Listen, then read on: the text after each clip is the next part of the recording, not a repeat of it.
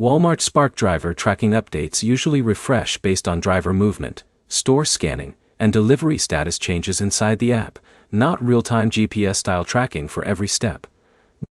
By the end, you'll know how Spark tracking actually works, what customers can see, and what to do when tracking looks frozen or inaccurate.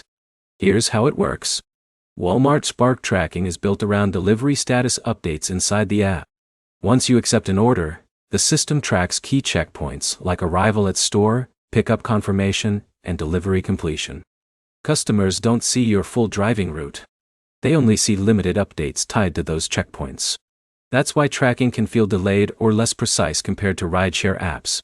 When you're on a delivery, the app updates based on your status actions. That includes marking yourself as arrived at the store, confirming pickup, and marking the order as delivered. Now here's what causes confusion.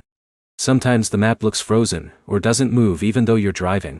That usually happens because the system isn't constantly refreshing GPS movement in real time for customers. It only updates when a status change happens. Another common issue is delayed updates when signal is weak. If your connection drops, the app may not send status changes immediately, which can make tracking appear stuck for the customer.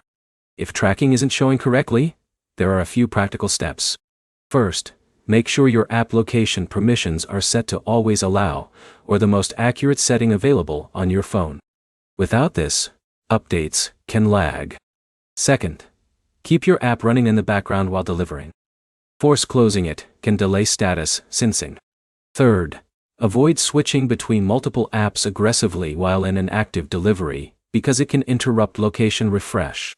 From the customer side, the only visible tracking is what Spark pushes after each milestone.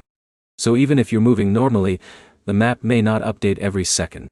The important thing to understand is that Spark tracking is designed for order status transparency, not continuous driver surveillance. Summary: Spark tracking updates are based on delivery milestones, not constant GPS movement.